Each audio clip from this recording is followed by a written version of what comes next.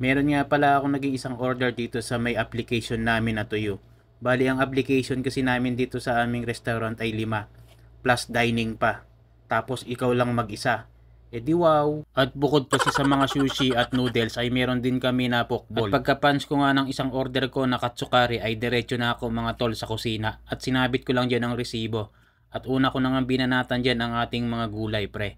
Bali dalawang klase lang naman yan karos at patatas lang. Pagkatapos kong ang hiwain ay pinrito ko na yan. Siyempre, isasabay ko na rin dyan ang ating breaded chicken. Katsu nga eh. At pagka-drop ko nga ng chicken and veggies ay tatimiran ko lang ng 8 minutes yan. Siyempre, hindi naman 8 minutes ang cooking time ng veggies. Half cook lang yan mga pre. At eto na nga, titirahin na natin ng curry sauce. Bali, basic lang naman ang aming curry sauce mga pre. At tinuna ko lang ginisa dyan ang bawang sibuyas. At doon naman sa may kalahati ang curry powder, plain flour, and then konting seasoning, and then pepper, and chicken powder. Pag nailagay na natin yan lahat mga pre ay memekos-mekos na natin yan mga insan. At syempre nilagyan ko rin siya ng dalawang slice ng konting butter.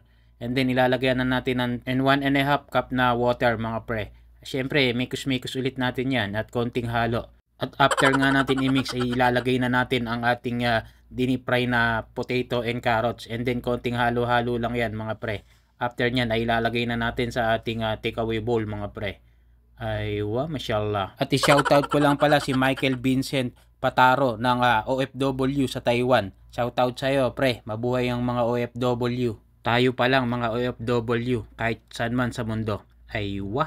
At after 8 minutes nga mga tol ay well done na ang ating katsu chicken. At eto nga hihiwain na natin ng strip na medyo makapal. At ilalagay na natin sa hot rice na pork ball.